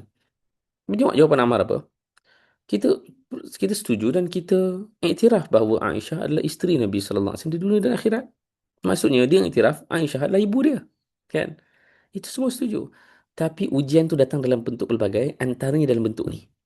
Sama ada kita nak taat kepada Allah ataupun taat kepada Aisyah. So clear kan? Kan Allah Ta'ala sebut kita perlu mencintai Allah Ta'ala lebih daripada segala-galanya. Kan? Maka kalau benar kita cinta Allah Ta'ala, inilah tempatnya untuk mempersembahkan cinta tersebut. Aku buat benda ni bukan kerana benci Aisyah. Tapi untuk point of view Ammar, ini adalah mentaati Allah Ta'ala, maka dia perlu selesaikan benda ni. Kan? Maka kita tahulah ending kepada perang Jamal ni adalah Aisyah akan survive dan dipulangkan semula ke Madinah. Kan? Dan bahkan perang itu berlangsung pun puncanya adalah sebab ada orang-orang jahat yang cuba untuk mengapi-apikan. Itu je. Kan? Bahkan Ammar dikatakan tak menumpahkan darah pada hari tersebut. Kan? So, Ammar berprinsip. Juga Ammar bertanya kepada Ali bin Abi Thalib. Walaupun, mungkin orang cakap, orang Syiah akan cakap Ali ni, Ammar ni obses dengan Ali. Tapi tengok Ammar cakap apa.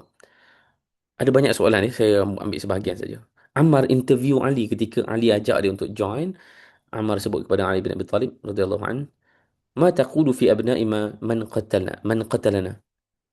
Apa pandangan engkau wahai Ali tentang anak-anak mereka yang nak bunuh kita ni? Hmm. So dalam perang, boleh bayangkan Israel, Palestin, banyak kan berlaku keliling kita ni. Ketika kita sedang berperang, musuh kita tu, yalah, dia adalah bapa kepada seorang anak. Kan? Dan umumnya kalau kita kejam dan jahat sangat, kita akan bantai segala keturunan dia. Kan? Sampai ke anak cucu cicit dia kita libatkan. Tapi Ali ditanya daripada Ammar, macam mana dengan nasib anak-anak kepada mereka yang nak bunuh kita ni? Dan Ali sebut, la sabila alaihim. kita tidak ada langsung hak untuk kita berbuat sesuatu kepada mereka. Dan ada banyak soalan lagi. Macam mana dengan harta mereka? Kan dalam perang, kalau kita menang, kita dapat harta rampasan perang kan, ghanimah. Ammar tanya, harta yang kita dapat nanti, dia jadi ghanimah ke tidak? Dan Ali jawab, no, dia tak jadi ghanimah. Dan Ammar sebut, "Lau qulta ghaira dhalik, khalafnaka." Kalau kau cakap selain daripada tu, memang aku tinggalkan. So, dia clear. Nampak? Dia pegang pada prinsip dulu, dan baru pemimpinnya adalah Ali bin Abi Talib. Pegang pada prinsip dulu, dan baru kita tahulah apa yang kita buat lepas tu. Sebab hari ni dia lain. Hari ni kita ni berpaut pada individu dulu. Kan? Contohnya lah pada saya. Saya harap Allah selamatkan saya daripada benda-benda kontroversi ni. Tapi, let's say lah saya buat benda tu. Kan? Please, saya harap perempuan jangan biarkan saya. Bantulah saya untuk berprinsip dulu, kemudian barulah fikir tentang saya. Sebab saya risau, saya melihat banyak sangat berlaku di keliling. Baik, kita bias kepada kumpulan kita, bias kepada siapa yang kita suka, orang-orang yang kita hormat. Dan kebanyakan orang-orang yang saya yang ya, bukan kebanyakan lah, apa ayat pun betulnya. Banyak orang-orang yang saya hormati, yang saya jadikan guru saya, dah pakai baju oren, dah pakai baju tu, dah pakai baju ni, masuk penjara. Dia ingatkan saya tentang itulah manusia kan. Dia tetap guru kita selama-lamanya, tapi dalam hal ini dia salah. Dalam hal ini dia salah. So, prinsip kita adalah prinsip walaupun ia akan memakan orang-orang yang kita sayangi. Kan? Kalau ia berlaku kepada saya harap saya diselamatkan. Dan please jangan rasa anda semua adalah apa nama ni, saya adalah seorang syekh besar yang perlu diselamatkan, yang dizalimi ke apa. Tapi anggaplah prinsip tetap prinsip, yang salah tetap salah kan. Itu yang lebih tepat. Sebagaimana Ammar sendiri pun dengan Ali bin Abi Talib yang sebegitu megah namanya, pun prinsip dulu sebelum Ali bin Abi Talib. Kan? Kata-kata terakhir Ammar sebelum Ammar wafat. Kan? Sebab Nabi sebut Ammar ni, air terakhir yang akan diminum adalah air susu. Dan Ammar akan yaqtuluhul fi'atul baghiyah. Yang akan bunuh Ammar adalah grup yang jahat. Pun tak boleh Dan kan. Ammar kepada hari perang Siffin, um, ketika itu pagi itu Ammar minum susu. Dan Ammar dah membayangkan apa yang Nabi sebut akan berlaku. Dan kita berbayangkan sebenarnya bukan waktu hari itu saja Ammar fikir. Daripada first day berlakunya perang antara sahabat, Ammar dah terfikir ini adalah hari kematian Ammar. Kan? Dan hari pagi itu sebelum perang Siffin, Ammar meminum susu dan Ammar melontarkan macam semacam satu epilog kan, dan bermonolog dengan dirinya sendiri. Azifatul jinan wa zawwajatil huril ain al-yawma nalqi habibana Muhammad sallallahu alaihi wasallam. Kan? Syurga sudah memanggil-manggilku, kan? Dan bidadari pun akan menyambut aku. Hari ini aku akan bertemu dengan Muhammad sallallahu alaihi wasallam. Dan kan Ammar sudah lama kan, sejak daripada mak dengan ayah dia mati syahid. Dan sekarang Ammar benar-benar di hujung kehidupan dia pada zaman Ali bin Abi Talib. Punya dah lama. Berapa tahun tu? 20 tahun, kan? 20 tahun bukan 20 tahun sebab mak dan ayah dia meninggal dunia awal barangkali 30 tahun. Hampirlah zaman Ali bin Abi Talib. Zaman Ali ni pun dah hujung-hujung zaman Khulafa Rashidin. Sebab perang Siffin kan. Dan Ammar, kita boleh bayangkan memori yang lama disimpan oleh Ammar. Dan ini dah ada hari terakhir Ammar. Dan kematian tu akan menemukan dia dengan family dia semula. Yang selama ni terpisah lama kan. Dan akhirnya wafatlah Ammar, syahid di medan Siffin, terbunuh. Dan Ammar benar-benar dibunuh oleh satu kumpulan yang jahat, bukan kafir. Tapi dia adalah satu kumpulan yang telah memerontak kepada Khalifah Ali bin Abi Talib. Um, yang terakhir, sebab ini slide terakhir ada, menarik juga fakta ni sebab saya tak jumpa banyak tentang family Ammar. Bahkan isteri siapa pun saya tak jumpa. Tapi kita ketahui bahawa Ammar ni ada beberapa orang anak, dan anak dia yang satu-satu yang cerita yang saya jumpa adalah Muhammad. Muhammad ibn Ammar ibn Yasir. Okay? Cucu kepada Yasir. Anak kepada Ammar ibn Yasir. Ataupun Ammar ibn Sumayyah. Muhammad ni dikatakan dia seorang muhaddis. Ni anak Ammar bin Yasir. Okay. Dan Mukhtar Al-Thaqafi ni dia ada background yang agak complicated juga. Walaupun beliau adalah nama besar untuk Khalifah Abbasiyah, tapi dia ada kejahatan-kejahatan yang dilakukan. Dan antaranya adalah kisah ni. Pada ketika umat Islam dah mula merebut jawatan, bergaduh sama sendiri, muncul beberapa kumpulan Syiahnya, kumpulan Khawarijnya. Masa inilah zaman yang paling banyaknya diproduce hadis-hadis palsu. Kan? Kenapa dicipta hadis palsu? Untuk memuji tim mereka. Kan? Orang Syiah cipta hadis palsu untuk angkat tim dia. Kan? Orang Khawarij pun sama cipta hadis palsu untuk angkat tim dia. Bahkan Banu Abbasiyah pun cipta hadis palsu. Banu Umayyah pun cipta hadis palsu. Semata-mata untuk songkong mereka. Kan? Sebab, yalah zaman tu semua orang sangat pro-Islam. Dan bila mereka pro-Islam, mereka akan bergantung kepada apa yang Nabi sebut. Dan senang je cara nak tarik perhatian ni. Cakap je lah. Nabi cakap macam ni pasal aku. Kan? Macam zaman sekarang kan, kalau orang tu mengaku mimpi Nabi, kan semua orang akan suka. Ha. Saya harap saya boleh share selalu saya mimpi Nabi apa kan, supaya makin ramai datang ke kita ni. Sebab itu cara paling mudah untuk attract orang kepada kita. Libatkan Nabi SAW. Anak kepada Ammar bin Yasir, Muhammad ni, muhaddis, periwayat hadis. Dalam kategori tabi'in, dia bukan sahabat Nabi lah, tabi'in. Dan Mukhtar Al-Thaqafi pernah minta Muhammad untuk cipta hadis palsu untuk dia. Dan Muhammad refuse, tolak. Dalam nama pun Muhammad. Dia tolak untuk cipta hadis palsu. Yalah. Man kadzaba alayya muta'ammidan falyatabawwa maq'adahu minan nar, kan. Siapa yang cipta sesuatu daripada aku, sedangkan tak betul, dipalsukan, maka dipersiapkan untuk dia tempat duduk di neraka, kan. Dan kerana Muhammad refuse untuk buat hadis palsu tentang Nabi sallallahu alaihi wasallam, untuk sokong Mukhtar Al-Thaqafi, dia dibunuh. Ya. So bayangkan 3 generasi. Yasir, Sumayyah dibunuh. Ammar dibunuh. Muhammad pun dibunuh juga. 3 generasi daripada atuk sampai ke cucu, semuanya mati di jalan Allah Taala. Kan? So tak ada orang yang sehebat ini dari segi legacy, dari segi kelebihan, dari segi sumbangan, dari segi kesanggupan untuk bertahan di jalan Allah Taala. Dan saya tak terfikir yang lain kecuali Palestin jugalah. Kan?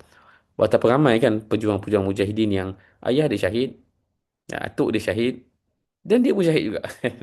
3 generasi, 4 generasi. Setahu saya Gaza ni dah jadi 3 generasi dah sekarang, sebab yelah, kalau ikut Palestin dah 78 tahun mereka berjuang di jalan Allah Taala ni, dah 78 tahun, at least dah 2 masuk 3 generasi yang berjuang di jalan Allah Taala. So bayangkan, mereka dah mula nampak atuk kami dulu syahid menentang Zionis. Dan sekarang kami pula, giliran kami untuk syahid pula di jalan Allah Ta'ala. Saya harap kita boleh tinggalkan legacy tu untuk generasi kita. Dia boleh sebut nenek dia buat ni, atuk dia buat tu. Walaupun yang paling best sekali adalah atuk aku dulu kaya, kan. Nenek aku dulu ada kereta besar macam ni. Tapi please, kita baca kisah sahabat ni, dia akan remind kita tentang what kind of legacy lah. Tiba-tiba cakap English, kan. Sebab semalam baru cakap English dengan someone, terlekat pula. Sebab legacy ni sangat penting. Sebab saya rasa itulah penerusan pahala kita. Itulah maksud anak saleh yang mendoakan ibu ayahnya. Sebab kita tinggalkan legacy yang menghidupkan hati dia selama-lamanya, kan. Dan harap dia mengalir sampailah generasi yang paling akhir sekali di muka bumi ni. Kita masih share pahala tu. Allah Alam, saya rasa itu yang last untuk Ammar bin Yasir. Yang akan datang kita cerita watak lain pula, insyaAllah. Saya buka chat. Hmm. Link. Oh. Hai, mana dapat tiny URL kelas Bani Israel? Sila-sila. Saya dapat tahu Puan Syida cakap kelas dengan kelas Ustaz Syahri.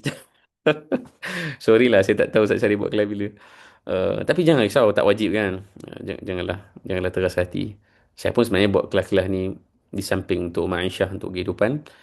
Kerana saya rasa saya suka buat kelas lah. Saya suka mengkaji dan sharing, kan. Tapi janganlah teras hati kalau tak dapat datang. Jangan risau, saya masih ada dekat sini lah. Jane untuk cerita macam-macam. Mhm.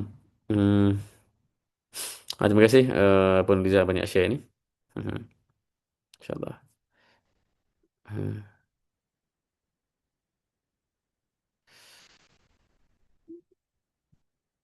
Amr bin Jamuh. Oh yes, Amr bin Jamuh. Terima kasih. Kalau kita rasa menjaga anak tu tak ada masalah penat, malah satu kepuasan yang banyak, adakah sesuatu yang perlu kita muhasabah? So of course dia ada 2 sudut, kan. Dalam kehidupan ni dia macam tu lah, kan. Um, dia ada 2 emosi yang bercampur sebenarnya setiap hari. Kita didik anak tu seronok, kan, sebab kita rasa kita buat sesuatu yang Allah Ta'ala suruh. Tapi tak boleh sembunyikan juga perasaan sakit tu, sebab penat, kan. Dia penat nak buang kejahatan yang tiba-tiba anak tu jumpa kat mana-mana, dan penat nak ajar anak untuk buat satu kebajikan. Setakat ni saya tak pernah jumpa dalam hidup saya bila buat parenting ni benda tu senang. Sentiasa susah, tak ada yang senang. Susah tu maksudnya nak suruh anak solat susah, nak suruh anak baca Quran susah. Nak suruh anak tinggalkan perkataan mencarut susah. Nak suruh tinggalkan six seven susah. Saya macam setiap episod tu susah. Dia tak ada yang senang. Tapi yes, dia akan fulfilling lah. Maksudnya dia akan rasa happy kan. Puasnya lah buat benda. Dia happy tapi kita ketika buat benda tu susah lah, kan.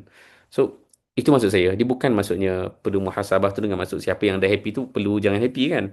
Tapi dia adalah tentang pada hari kita tak happy, make sure kita konsisten lah. Tu je kan. So harap tak complicated kan perkataan saya tadi tu.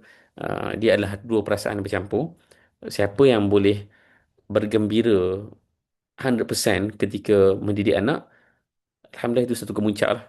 Itu satu kemuncak kepada parenting, iaitu bila kita gembira 100% bila kita mendidik anak kita. Um, tapi jangan menafikan sisi manusiawi itulah. Janganlah rasa macam ketika dah anak tu dah berempah pula dah kan. Kita ni dah habis tenaga dah. Kita senyum lagi kan. Ada masa tu masam lah sikit kan. Maksudnya raikanlah emosi diri tu. Sebab saya kadang kesian tengok parent. Bahkan kita nampak kan. Yelah, isteri saya nampak saya pun nampak isteri saya. Ada hari saya tengok isteri saya ni, sudahlah janganlah kan. Saya akan asingkan isteri kita daripada anak sebab saya tahu dia dah penat dah. Kan. Kadang-kadang dia nampak saya pula kan. Waktu saya dah penat betul jaga anak tu, dia nampak muka kita tak betul tu, dia alihkan kita pula kan. Dia pula handle anak. Sebab dengan anak tu dia macam tu kan. Dia sangat manusiawi. Kita akan penat, kita akan letih. Ada masa dah nampak tangan nak capai rotan tu, sedar-sedar lah. Dah mula tak tahan kan. Maka itu yang saya try untuk create daripada kisah Ammar ni. Kita seronok jaga anak, tapi sebagai manusia kita penat jugalah jaga anak kan. Sampai umur perempuan kot dah taraf nenek ni. Bukan jaga cucu tengok anak-anak kita kan. Tengok anak-anak kita yang umur dewasa ni adalah benda-benda yang dia buat. Saya pun tahu mak ayah saya tengok saya ni adalah benda-benda yang dia tak setuju, tak suka ke apa. Saya tahu sampai sekarang pun mak ayah masih ada benda-benda yang dia risau pasal saya kan. Saya harap saya elok lah, tapi itulah mak ayah. Dia sampai kita dah hilang rambut ni pun masih mak ayah akan fikir pasal kita kan. Okay. Hmm. Ya, terima kasih. Macam mana kita untuk faham sama ada kita telah buat sabit baik ataupun kita hanya mengenal ini sebagai escapism. Faham perjuangan kita, tapi bagaimana nak betul-betul tahu bila masa yang tepat untuk push ourselves dan bila pula masa yang tepat untuk ambil. Hmm. Yalah, jawapannya uh, Kak Syaf ni dah jawab dah tu kan. Kena jujur dengan diri sendiri. Tapi yalah, bila dah kena perlu ada indikator lah kan. Jawapannya apa indikator dia? Apa indikator kita perlu push lagi, tapi indikator yang kita perlu stop dan break. Kalau kita buat analogi bawa kenderaan, okay tak? Bawa kenderaan. Macam kita ngantuk kan. Sebab kita nak lah balik kampung tu. Um, sampai on time kan. Nak balik ke Maman, kena tiba sebelum maghrib. Kalau tak nanti kat LPT gelap gelita kan. Dah menakutkan. So kita kena sampai sebelum maghrib. Bila kita nak lah benda tu. Tapi bila kita mandu, sampai satu fasa, dia ada satu simptom, oh ngantuk lah. Tak tahan. Kan? Ngantuk dah mula terlelap micro sleep ke apa. Masa tu pause lah. Handbrake lah kan. Memang kena stop, kena singgah R&R, rehat kan, ambil balik tenaga kita, then jalan balik kan. Tapi waktu sebenarnya tak ada benda, tak ngantuk pun, tak ada masalah apa pun, janganlah singgah R&R kan. Ni saya saja je happy-happy. Ni bukan isu salah berhenti tu. Saya nak bagi analogi je. Bukan nak cerita pasal isu R&R tu. Tapi nak cerita waktu kita nak tiba sebelum maghrib ni. Tak ngantuk, tak apa. Pergi je lah. Kan? Pergi je lah. Janganlah berhenti. Janganlah ambil diskaun. Kan? Janganlah bawa tu main-main. Kena bawa yang fokus lah. Kan? Barulah kita boleh sampai on time. Kalau kita ambil analogi tu, dia gabungan antara strategik tentang diri sendiri dan juga tentang bersifat manusiawi tentang apa yang kita rasa. Saya kurang gemar dengan um, pendekatan yang menekan-nekan diri. Kurang sikit. Baik kepada diri saya sendiri, baik kepada anak-anak saya, selalu saya akan bagi tahu macam tu. Kalau belajar penat, pergi tidur. Kalau dah lama sangat mengadap buku, tak larat, pergi buat benda lain. Kalau tak nak pergi surau, tak apa, duduk rumah. Kalau ni fasa umur sekarang kan. Bahkan kita sendiri pun kan. Waktu kita bangun malam, memang dah tak larat. Mata tu dah tak betul dah. Cuba juga bangun malam. Saya punya approach adalah um, which one better kan? Sama ada kita bangun 2 rakaat saja tapi mata segar, dengan bangun berkerakaat-rakaat tapi matanya dah tak ke mana-mana, melilau dah kan. So saya sentiasa menghitung benda tu. Unsur faktor strategik dan faktor manusiawi tu. Dua ni saya rasa boleh jadi indikator kita. Kan? Selagi mana benda tu strategik dan manusiawi, meraihkan apa keadaan kita, selagi tu kita boleh push diri kita. Tapi bila dah ada ura-ura, dah ada simptom-simptom yang kita ni dah tak mampu nak teruskan, maka kita tarik handbrake lah. Cuba try kita pindahkan teori ni kepada beberapa situasi kan. Um, Kadang saya bertanya juga sejauh mana kita apa nama ni? Uh, Apa nama ni? Ada contoh-contoh ni tak sesuai bagi kat orang ni. Apa contoh lain eh? Hmm.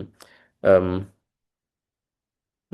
Mungkin ada keriuhan dekat kejiranan kita, ada perangai orang dalam grup WhatsApp kita ke, yang kita harap kita boleh push lah diri kita untuk terus berdakwah kepada mereka tu. Tapi sampai satu masa tu saya terfikir balik, how strategic is this? Maksudnya, adakah strategik untuk saya sentiasa untuk push naratif saya dekat grup WhatsApp tu? Ataupun sampai satu masa yang maybe kita boleh tinggalkan, boleh kita break saja sebab dah tak strategik.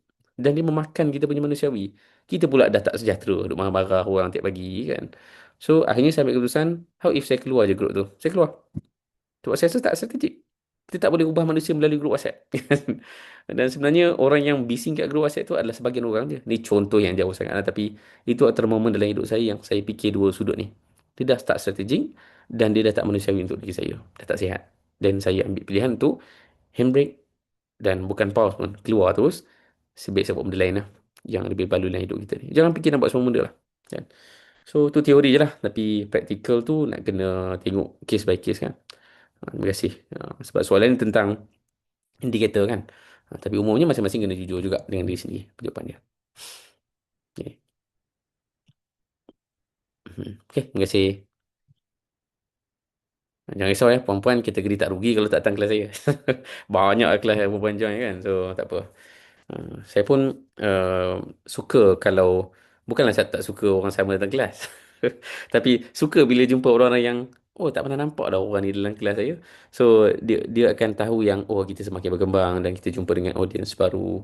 Kita jumpa dengan penuntut-penuntut ilmu yang baru. Saya rasa ilmu sifatnya dia kena macam air lah kot mengalir kan. So kalau tak mengalir tu dia kerugian lah kan. Perempuan dah boleh jadi guru masing-masing lah. Kan?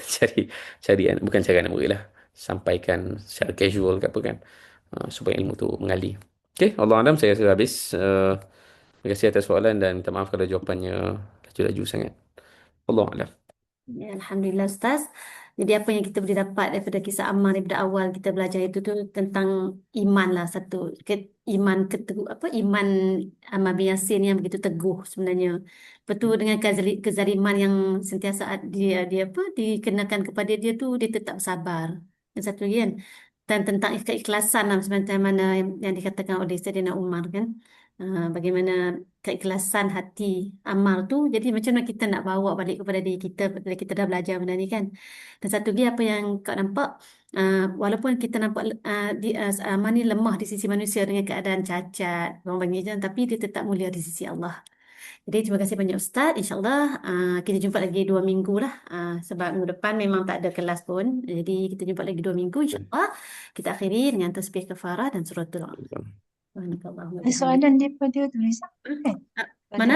Abu Mujahid tu. Oh, Ha? ada soalan ni. Abu Mujahid. Boleh je soalan sebelum Oh, raya baru ni. baru tengok. Tak perasan.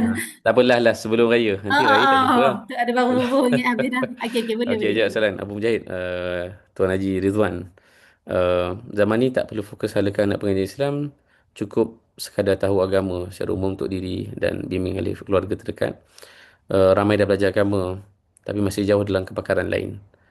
Bagaimana perlu untuk gabungkan lahirkan alim dan pakar? Banyak soalan ni sebab dia ada banyak soalan sebenarnya. Kalau saya boleh ambil satu line lah. Um, Kita nak mana lebih macam mana nak buat pilihan antara nak belajar bidang apa? Ni secara berfikir secara apa secara apa ya? Secara umatik lah, secara umatik, bukan fikiran yang individualistik. Kalau individualistik tu mungkin kita akan fikir keluarga kita ni tak ada doktor lagi. Kau pergilah doktor lah. Itu individualistik ataupun dalam ruang keluarga kita lah. Tapi secara umatik, nak fikir tentang umat, anak kita nak belajar bidang apa? So, untuk jawab soalan tu, yang pertama, um, saya nak pilih jawapan ni yang pertama. Iaitu, kena buat proper study lah sebenarnya umat ni perlukan apa. Kan? Sebab saya rasa kata-kata orang bahawa pengingat Islam tu ramai orang, itu pun agak simplistik juga cakap macam tu. Um, dan untuk jawab bahawa kita lebih perlukan pakar dalam bidang sains, matematik pun simplistik juga. Kan? So, kena be exact ataupun detail sebenarnya apa benda, apa bidang apa yang kita tak ada orang. Dan kena ada proper study lah kot. Maybe tak perlu study sampai peringkat master pun untuk tahu benda tu. At least kita research lah kan. Apa bidang yang umat ni perlukan. Contoh kalau jawapan umum saya, bidang bidang pengajian Islam, kita memang sangat kekurangan pakar dalam fiqh nawazil yang saya fikir kepala saya. Pakar dalam turas ni ramai. Turas ni ramai. Pondok-pondok pun ramai menghasilkan pakar turas. Tapi pakar dalam nawazil ni sangat kurang. Nawazil ni adalah isu-isu terkini, isu baru. Kan? Sangat sedikit yang pakar dalam bidang tu. Bahkan kebanyakan mufti kita lahir daripada madrasah turas. Tapi pendedahan kepada Nawazil tu sangat sedikit. Nawazil ni adalah isu-isu semasa, kan? Ada AI-nya, ada kripto lagi, ada apa lagi? Ada macam-macam lah. AI sekarang kan, bila AI ni, contoh antara benda yang sepatutnya fatwa perlu keluar ataupun para asatizah perlu bantu adalah nak jawab soalan-soalan terkini lah. AI ni apa kan? Sorry cakap benda yang agak sensitif tapi ada satu soalan yang menarik ditanya. Kalau kita borak dengan AI tapi gunakan AI itu untuk memuaskan syahwah kita, dosa tak? Salah ke tidak? Kan? Boleh tak kita gunakan AI? Contoh orang interview kerja sekarang ni pakai AI. Benda tu betul ke salah? Kan? So benda ni adalah benda yang nawazil. Bila kita buat lagu dan kita ambil keuntungan daripada lagu tu ataupun buku tulis buku tapi tulis buku pasal AI. Boleh tak dapat keuntungan daripada buku tu? So ini semua adalah persoalan-persoalan nawazil yang ada kaitan dengan urusan harian kita yang kita perlukan pakar kat situ. Pakar fiqh nawazil. Tu antara benda yang saya fikir kepala saya sekarang antara kekurangan pakar. Dan mereka ni biasanya berada dekat pejabat-pejabat mufti lah, orang yang duduk buat kerja ni. Dia buat kerja-kerja fatwa kan. Ifta. Dan of course saya pun setuju bahawa bidang sains pun memang kita sangat kekurangan orang kan. Sangat kekurangan orang daripada semua segi lah. Sebab sekarang sains terlalu luas kan. Bidang virologi tak ada. Kita kekurangan dalam bidang astronomi juga. Kita tak ada pakar yang prominent sangat dalam bidang apa lagi. Bidang psikologi contohnya. Itu ramai. Psikologi secara umum ramai. Tapi antara benda baru yang saya tahu adalah psikologi media. Apa kesan media kepada psikologi manusia. Kan? Dan juga of course bila nombor tiga, poin nombor tiga, bila Ustaz Abu Mujahid sebut tentang uh, gabungan antara dua benda ni, why kena ada integrasi tu? Kerana memang hari ni macam tu pun. Saya selalu sangat jumpa orang yang cerita pasal psikologi tapi dia macam mengacah-acah nak gabung dengan agama. Tapi tak jadi. Kan? Dan bapa jumpa orang macam saya pula, orang yang ustaz, orang yang dalam bidang agama cuba untuk sentuh psikologi. So kita tahu kita memerlukan orang yang boleh menjadi jambatan tu. So, itu adalah satu lompong juga. So, itu umumnya 3 poin lah. Yang kita kena faham bahawa dia adalah isu yang complicated. Dia tak semudah kita nak cakap pergi sama bidang ni, pergi sama bidang tu. Kerana umat perlukan. Tapi dia adalah tentang real problems yang kita kena buat kajian lah. Dan tak boleh simplistik juga. Macam saya secara personal, anak-anak saya ni tunggu dulu lah, tunggu dia besar sikit. Baru nampak dia minat apa, baru nampak zaman tu umat perlukan apa. Then saya akan try untuk convince dia ke situ kan. Sebab Dr. Menirah tanya soalan ni pada dia, kami yang bukan dalam bidang agama ni boleh ke menjadi bidang agama tu, apa langkah yang perlu ambil untuk orang-orang yang di, mungkin kalau ni direct kepada Dr. Menirah kan, sebab doktor ONG kan, dan di fasa kehidupan yang mungkin dah well established lah sebagai seorang pakar bidang kan. Um, Jurusan agama ni umumnya saya anggap yang fardu ain untuk semua orang adalah memahami agama tu dalam bentuk yang asas. Asas ni bukan asas tu maksudnya tahu rukun iman rukun Islam. Tahu asas tu maksudnya okey, asas tu sampai tahap kita tahu kita ni menjadi mutabiq lah kalau bahasa canggih dia. Kita memahami agama itu dengan cara kita memahami dalilnya, memahami dari mana puncanya, tu je. Kan? Macam mana ulama cakap itu ini? Kenapa kita berakhlak begini? Tahu apa hadis Nabi SAW tentang itu? So itu maksud memahami agama untuk kategori orang awam. Saya takkan push orang awam untuk betul-betul belajar ulum hadis ke, belajar tentang usul fiqh ke. Sebab saya nampak sampai satu masa benda tu akan defeat the purpose. Ialah ajak orang um, untuk belajar ulum hadis. Tapi nanti orang awam yang belajar ulum hadis ni, dia akan rasa Dia panggil apa? Grandiose. Dia rasa dia dah pandai sangat dan dia mula akan menyebut pasal benda tu. Tiba-tiba nak mengajar tentang ulum hadis pula. Padahal baru datang beberapa kelas ulum hadis kan. Lepas tu saya rasa maybe orang awam yang paling selesa jadi muttabi' lah kan. Sekarang ni kita di fasa jadi dia panggil apa? Apa benda yang paling uh, uh, benda yang paling basic apa? Apa sebelum muttabi' lupa dah saya. Allahu Akbar. Bukan al-awam yang dia ada tiga peringkat. Dia ada X, yang kedua muttabi', yang kedua mujtahid, yang ketiga mujtahid. Dia ada first tu. Lupa dah saya nama dia apa. Tapi ni orang yang betul-betul follow agama tu semata-mata ikut ustaz lah, senang cerita. Kan? Semata-mata ikut ustaz je, ikut guru agama dia. Kan? Tapi kita nak upgrade sikit saja lagi menjadi muttabi' yang faham apa makna kita berakhlak, apa makna kita beragama, dan apa makna setiap ayat Quran yang selama ni kita follow tu. Itu idea dia untuk orang awam. Tak perlu nak push diri menjadi orang pakar agama lah. Sebab bidang agama ni bidang sangat complicated. Jujur saya cakap, saya tak berada di situ. Saya bukan pakar pun. Yes, muqallid. Terima kasih. Puan Raja ada kat sini. Muqallid kan first. Muqallid first, muttabi' dan mujtahid. Kita nak jadi muttabi' je. Itu adalah maksimum untuk awam. Tak perlu jadi mujtahid lah. Bahkan orang macam saya pun, saya tak define diri saya sebagai mujtahid pun. Saya adalah muttabi'. Paling jauh pun muttabi'. Maybe on the way lagi ke situ. Sebab banyak benda lagi kita nak belajar kan. Cuma sebab saya berada dalam bidang agama, ada beberapa asas agama tu yang saya tahu kan. So itulah jawapan umumnya. Kalau nak menjurus ke arah menjadi mujtahid, dia kena kosongkan life dulu lah. Tak boleh jadi doktor dulu, tak boleh sibuk dengan benda lain dulu. Dia kena start daripada point zero tu. Kita dah mula pilih, aku nak bidang agama contohnya. Then okay, untuk target sampai jadi mujtahid, itu okay kan. Tapi kalau kita dah ada kesibukan hidup, dah ada komitmen, dah pakar pun dalam bidang kita, then jadi muttabi' je lah paling tinggi untuk sebagai orang awam. Bukan je lah, muttabi' itu pun kategori tinggi dah tu. Sebab kita dah memahami benar-benar agama kita ni apa kan. Allah Alam. Okay, terima kasih. Okey, Alhamdulillah. Habis dah kan? Tak ada soalan apa dah tak? Dekat Dah. chat tak ada? Ada lagi? Selamat Raya dah. Dah. Okey, tak ada apa dah. Terima kasih banyak. Kita akhiri dengan tasbih kafarah dan suratul As. Subhanakallah Subhanallah. لا إله إلا أنت أستغفرك بالله والعصر إن الإنسان لفي خسر الذين آمنوا وعملوا الصالحات وتواصوا بالحق وتواصوا بالصبر صلى الله على نبينا محمد وعلى آله وصحبه أجمعين والحمد لله رب العالمين والسلام عليكم ورحمة الله وبركاته. Terima kasih Ustaz, terima kasih semua. Selamat Hari Raya semua. Okay. Berapa hari dah? Terima kasih Ustaz. Terima kasih Okay. semua. Okay.